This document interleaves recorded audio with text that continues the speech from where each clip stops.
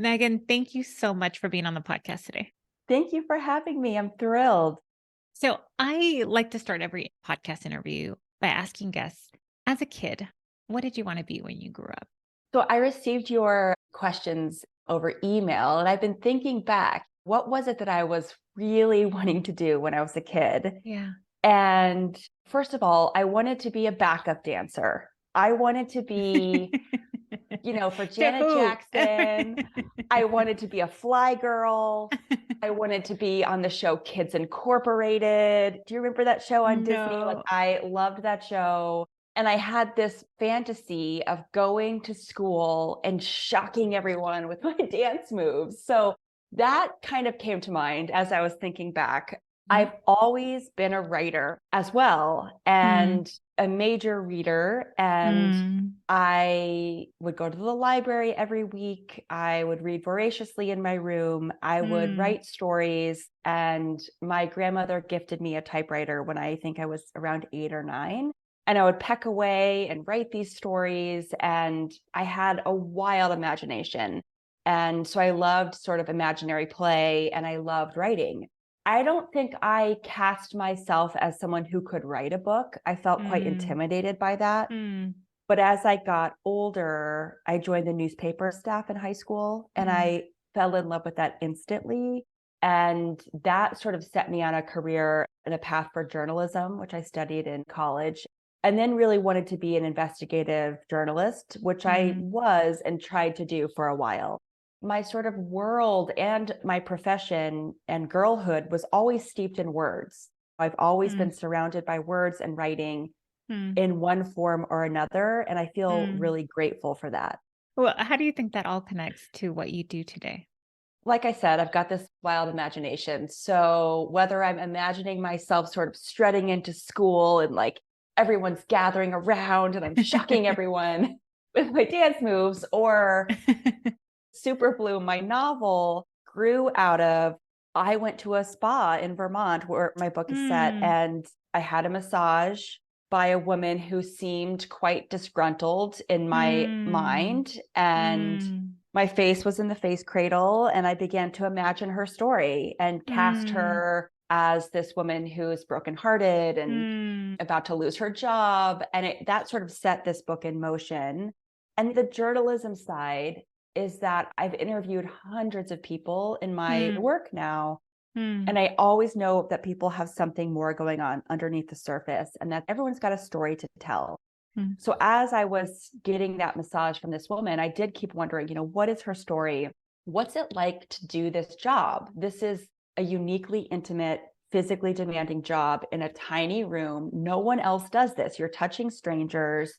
Or do her hands hurt? What are the spa rules that might bruise her? What's going on here? And so that also kind of set me in motion, kind of trying to get underneath the surface of a mm, profession I think a lot of us take for granted. So mm. it kind of all comes together, stemming from me wanting to dance. Oh, I love that. I love that you said you noticed the disgruntled worker. Yeah. And instead of judging, your mind went to, oh, I wonder what her story is Yes. and what it could Yes. be. And I think that's so beautiful, like a beautiful way to turn something around because we all meet disgruntled people all the time. And Yes. so the thought I had, even as you were sharing that, was, ooh, what if I started doing that for everyone I met that, like, oh, let me make up a story in my mind, like a creative way of exploring. I think if we can keep that front of mind, whether we have someone in front of us in the grocery store or someone who's cut us off, you never know what's happened that morning to someone. And Hmm. you kind of hope someone else gives you that grace because maybe you've had a hard morning or you've Sure. been rocked by difficult news.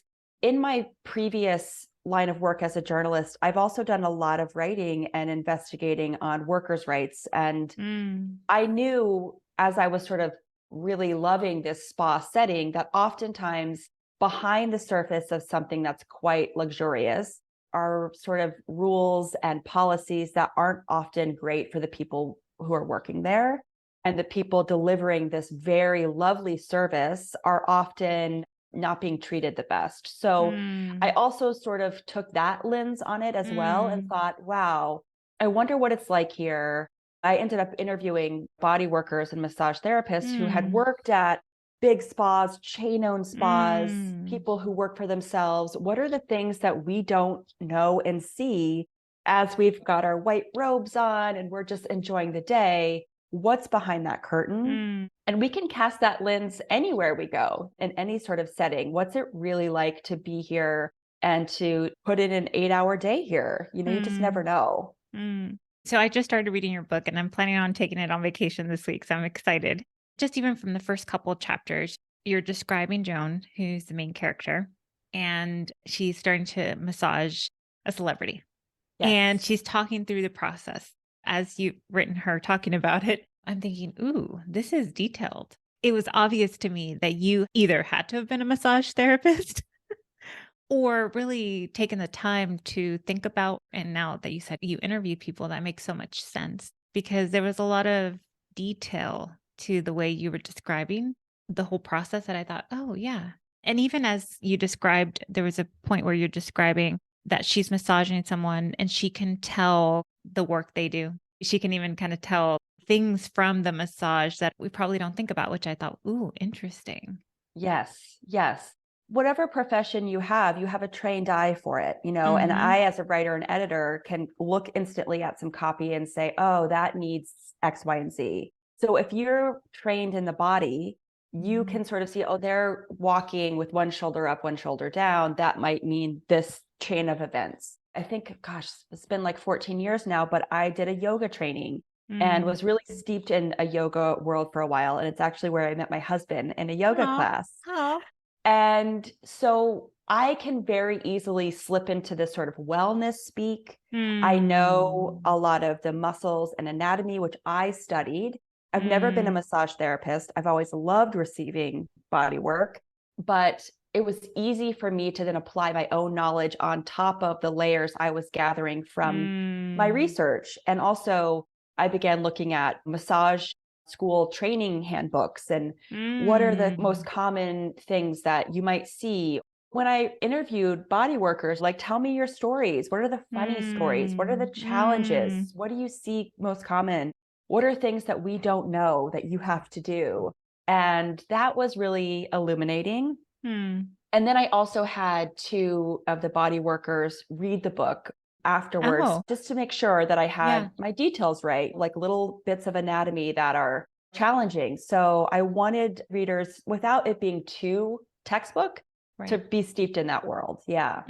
I love that. I'm a coach. I do executive coaching, career coaching, and really it's all life coaching once we get down to the Yeah. deeper things. And you're right. It just from listening to someone speak and talk about anything, I can pick up a lot of things. I can detect a lot of things. I find it fascinating when someone is an expert at something and they can pick up things and what they can pick up. And I, like you, love massages. And Yeah. so sometimes at the end, ask, what did you notice? They'll share, well, you were tied up here on your shoulders, neck. Oh, yeah, that makes sense. But I love it when someone surprises me with something I didn't know or realize that can only be known through hours and hours of doing their craft. I agree. I agree. We actually had our kitchen renovated last year, and the craftspeople, the carpenters, the people who were working in this space who could just look at a wall and be like, no, that won't work. I'm stunned by other people's expertise. As you get further into your career, also learning what's your place and what can you give to someone else so Hmm. that you are more efficient in your work. And Hmm. I had to do that with my writing and editing business. Okay, you know what? Social media, that's actually not my thing. I'm not going to pitch myself for that. Hmm. Developing my own website, I could do it, but that's going to take me 40 hours when someone else could do that in 5. So, Hmm. really relying on other people who have that expertise and just being wowed by it. I think it's so cool Yeah. too. Yeah. Yeah.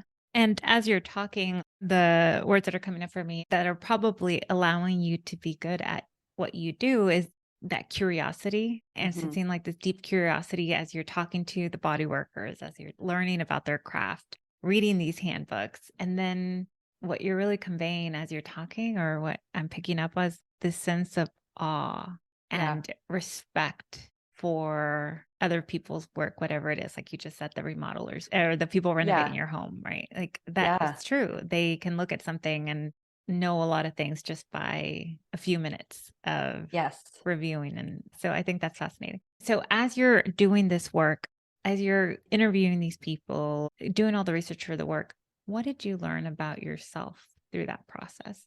Oh gosh, that's a great question. Well, this book took me 8 years. So it took me a really long time from my face in the face cradle of that massage, Mm, walking out with this idea mm, and beginning to write it and mhm, gaining the confidence to say out loud, I want to be a novelist. I think I might try to write a novel. And that felt so absurd to say out loud. It's one of those interesting. things. And I felt sort of an imposter syndrome. And Mm, it took me a long time to gain the confidence to say it out loud. And then I dipped in and out of working on it and then really dedicating myself to the work and to studying other books and to learning story structure.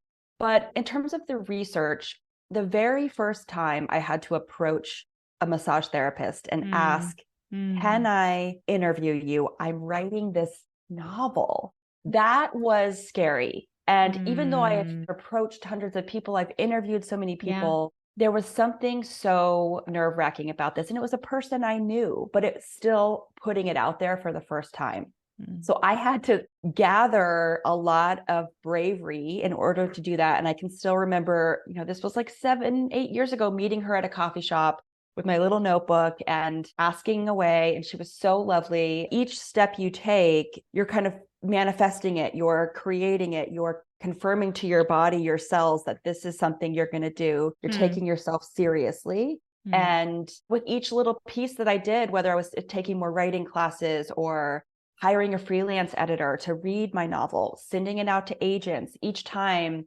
having to sort of gather the bravery to do it. I learned that I have a lot of resiliency. I mm, got a lot of rejection along the way, had a lot of doubts, but ultimately found myself very unwilling to give up on this particular story. Now I know that a lot of novelists have many novels in a drawer that didn't work out and they pivot to a different one.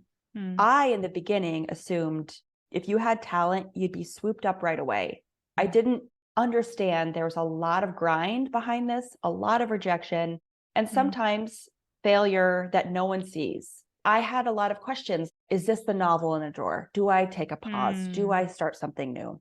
I kind of gave myself, as I ended up getting the book deal, another year to work on it. I just love the characters. They were so a part of me. I couldn't give up on them. Mm. So yeah, those are a few things that I learned along the Yeah. way. Yeah. Yeah. Well, as you're talking about approaching someone, a bodyworker, a massage therapist that you Yeah. knew, as you were talking about it, I thought, oh, it required vulnerability, even though that was what you did for, Yes. because this was a personal project.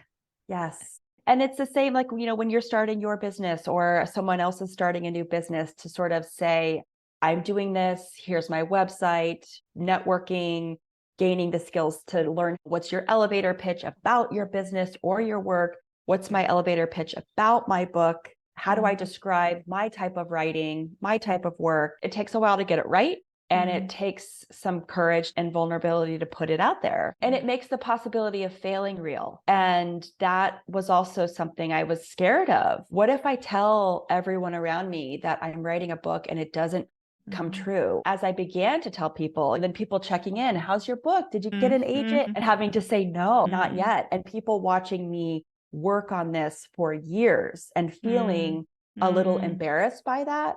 And then having to just be like, okay, well, I'm putting my own time frame on this. mm. It's taking the time it's taking. So yeah. Yeah, no, I can relate completely. And in client conversations, I hear that all the time, that vulnerability that's required. And then I see this a lot with starting businesses too. And I see it in Yeah. my own, where first getting clients. And then when I started this podcast, every time someone accepts my invitation to be on the podcast, it's like, oh my gosh, because it Right. required a little vulnerability to ask and to be willing to Totally. be rejected. Yeah. And there's rejection now that I'm through the portal of Yeah. publishing and I have my book out. There's still rejection. It's Mm, this industry mm, steeped in it, whether you have 25 best books of summer and your book's not on it, or mm, someone gets an award and you don't get it, or an mm, author decides not to blurb your book. You're vulnerable throughout it, or your neighbor hasn't read your book and you don't know why. It's taking some mindfulness, and I'm Yeah. learning, if I want this as my career, how do I stay steady in the Mm, highs and the lows? Because mm, this is how this is. And mm, there's highs and lows in any career. When I'm building my writing business, my editing business, and I go for a job and don't get it, or mm. a client is not happy with the work, it's trying to stay steady, I think, is key. And I'm still learning now how to do that. Oh, thank you for sharing that because that's so generous of you to share that. Someone who's thinking about writing might think, I got the book published. I'm Yeah. done. I made Yeah. it. I'm successful. Right. And yet there's still failure past that point. Totally. Now I hear really accomplished writers who have many books out talk about it too. And you have ups and downs with every novel, and a lot of moments of self-doubt, and then Mm, some really high highs. And mm, I'm just trying to figure out how to not chase the highs and be knocked by the lows. As my husband always reminds me, and this is so great, I'm doing the writing because I love to mm, write. And my mm, best days are the days when I've touched my pages in some way. I've kind of tuned out everything else and I've written, and I just love mm, that. So mm, keeping that front and center is really important. mm. Yeah. I started this podcast. I called it Paid Vocation because I was in a career in accounting and I pivoted to coaching and I love it. So Yeah. accounting wasn't the right fit for me. Yeah. And I love this work. And then I get to do things like the podcast, which is another side of it, which is so awesome. And I met people who would say it's not possible to do something you love and get paid for it. But I've met so and so, and I met this other person, and they get paid to Yeah. do what they love. And as you're talking, I thought, okay, there's failures. And if we get too caught up in that, it can distract us from the fact that we're doing work we love. Yes. And it sounds like you're doing work you love. You found a way to do that. Yes. Yeah, I did. I'm so grateful for that. And before I started my writing and editing business, which is called WordLift, that's probably about 12 years old by now. I had been working in a nonprofit. And I think one of your email questions to me was sort of like, what's your advice to sort of pivot from a job? And I think just carte blanche saying, like, take the leap isn't practical for everybody. And that's quite scary. And there's economic pressures, and there's all sorts Mhm. of, your health insurance is through your Mhm. job, all those Mhm. things. When I look back at why I wasn't loving that work and why I think other people don't love their work, it's a sense of powerlessness. Mm. And I felt quite powerless in that job. This sounds sort of funny, but I'm not a great employee because I don't like to be told what to do. My husband's always like, oh my gosh, you don't take much feedback. I like to set my own hours. If I'm done with my work, why do I have to stay until 5? Mhm. These rules don't make sense to me. I found myself kind of bruised by some of these rules and feeling powerless and wondering how to take my power back. And so Mm. sometimes I think you can take your power back in a way that doesn't mean you have to quit your job. Maybe there Mm. are other ways to look around at your life or the way it's structured and say, I actually can take my power back by playing pickleball twice a week after Mm. work, or writing classes on the weekends. And then I'm taking smaller steps. It's not this giant leap, leave your career. And now you're like, Mm. what did I just do? But for me, I did take a leap, left the nonprofit and started my business, and was lucky to have structures in place and savings in place to let me take this risk. And ultimately, knowing that I knew my true nature was I needed to work for myself. And I knew that my passion was words and writing. So I think sometimes people don't know, what is the passion? What Mm. is the true nature? Answering those two questions is the beginning of that work. There's some failure involved, especially the first year of starting something new on my own. But I feel really lucky that my job has been with writing and words, so that even when I began the novel, I could put a good sentence together. I didn't have to learn that. There were other Mm. things I needed to learn. I could work on a deadline. I could work independently really well. So there are things that made this process easier for me. Yeah. And too, what I've noticed, even for me, as I look back, and there's like a Steve Jobs quote around this, that you can connect the dots on how it all Yeah. makes sense. And I can look back and say, well, my corporate career helps me be a better coach for my clients and understand where they're coming from, and almost gives it meaning too. So you mentioned a couple of things. How do you think the dots connect for you and how they've led you to where you are right now? Well, I think It's funny. I mean, I can see for you, if you've been in a corporate setting and coming out of it and not completely loved it or been Yeah. fed by it, then you can Yeah. understand your clients who come to you and say, there's something about this setting Mhm. that doesn't feed me. I don't know why I am complaining. I've got great whatever and Yeah. whatever and Yep. whatever, but you can say, Mhm. I see you and I understand. There are so many different dots that connect, and wanting a sense of independence, wanting to Mm. be my own boss, wanting to have more time to be creative, Mm. wanting to have time away from my computer, finding Mm. that my physical body doesn't do well sitting for 8 hours a day. Even just like, okay, we're done here. Being able to stop midday, take a hike with my dog, which Mhm. I do almost every day. And that time is actually, I'm working because I'm thinking. Writing a book takes a Mhm. lot of thinking. It's not just at your computer. It's time away to allow things to marinate, to think about plot holes and why is this not connecting? And not having to explain that to a supervisor. Looking back, all that stuff makes total sense for what I'm doing now. And I'm so Mm. grateful. And I've sold my second novel to Zibby Books. I'm working on it now. Congratulations. Thank you. Congratulations. That's huge. It's so huge. And I kept saying all along that my goal was to write the next one. And now I Mm. am. And hopefully there'll be a Mm. next one. And I'm steeped in research. I'm interviewing people. All these Mm. things that I love are now coming together in this profession, which is just so cool. It makes total sense now, like from this Mm. girl who's writing on the typewriter to now.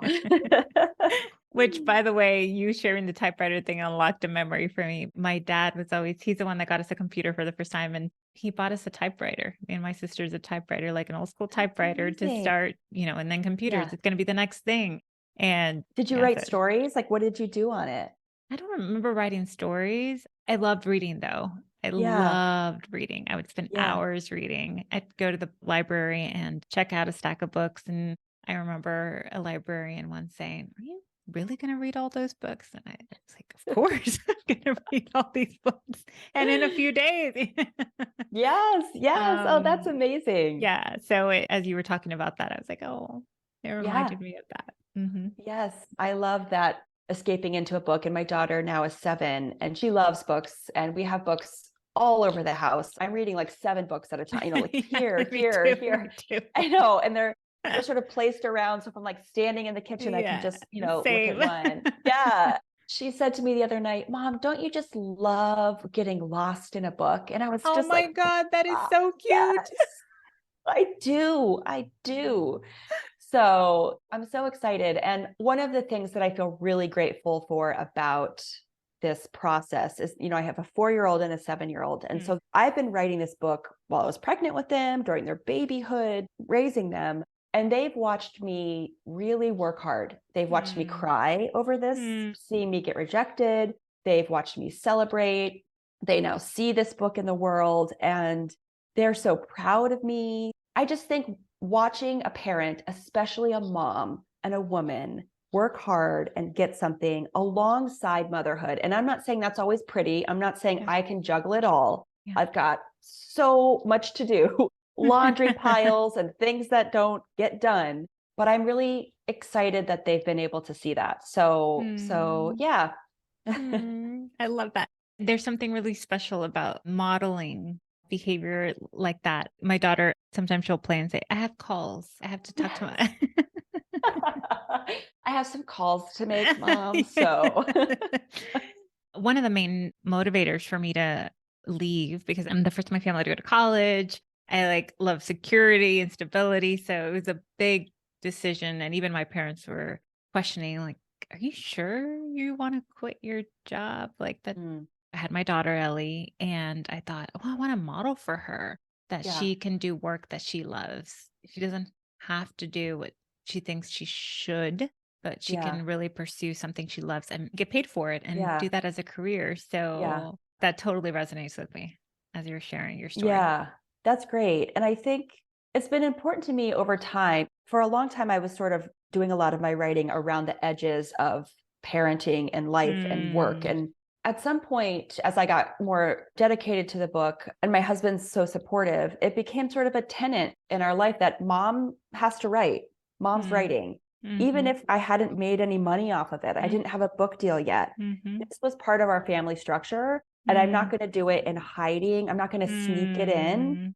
I have a studio space down the street, and this is a Sunday. Mom's going to write, or guys, hold Mm. on. I have a sentence. I need to go write it. And Mm. that being enfolded in over time. And I'm so grateful to my husband and to my kids that we've all now sort of said, this is part of our life. And we Mm. watch mom do this. It's not hidden away or Mm. snuck in, and taking out the language of like, I'm going to sneak away to write this, or I'm going to Mm. sneak in the writing. No, this is embraced by our family and by me, which I'm grateful for. Mm. And what you're showing your kids is that you are willing to put yourself first and things you love other than just Yes. them. Yeah. And then ultimately, you're a better parent because you're doing the things you love and you come back refreshed. And it's not always pretty. Sometimes the juggle is hard or you're exhausted or whatever. But I ultimately do think they're seeing their parents self-fulfilled, which creates a more fulfilled family structure, I hope. Mhm. Yeah.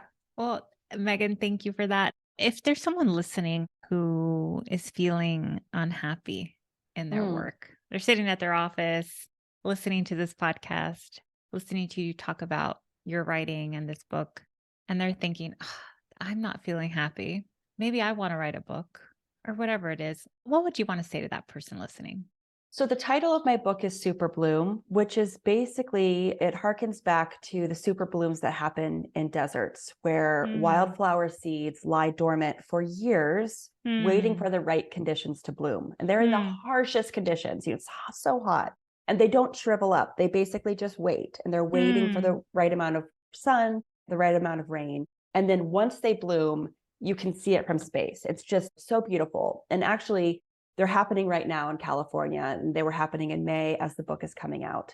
And oh, I really think that we all have these potential seeds in us that are waiting for the right conditions. And that was sort of happening for me. It's mm, happening for my character, Joan. It's happening for people who are sitting at their desks, sort of wondering what's next. I'm not the biggest fan of big, take the leap or just sit down and write. I know that that's actually more difficult than that mhm, seems. So I think just beginning to answer the question, what is my seed? What is mm, that in me? mm, And what are the conditions that are going to help it bloom? And mm. you might not have the answers right away, but knowing that there are the little steps you can take to get there. Mm. Oh my God, that was beautiful. I felt that in the pit of my stomach, like this, like Oh, just wow. Thank you, Megan. Thank you for being here. Where can people find your book? Where oh my can gosh. people learn It's, more about yeah. you? Well, thank you for having me. I'm on Instagram at Meg Tady, Tady, and I have a website, megantady.com. Mhm. And my books are sold anywhere books are sold. You can get them anywhere. Local bookstores are great. Thank you so much. I really enjoyed this. Thank you. This was wonderful.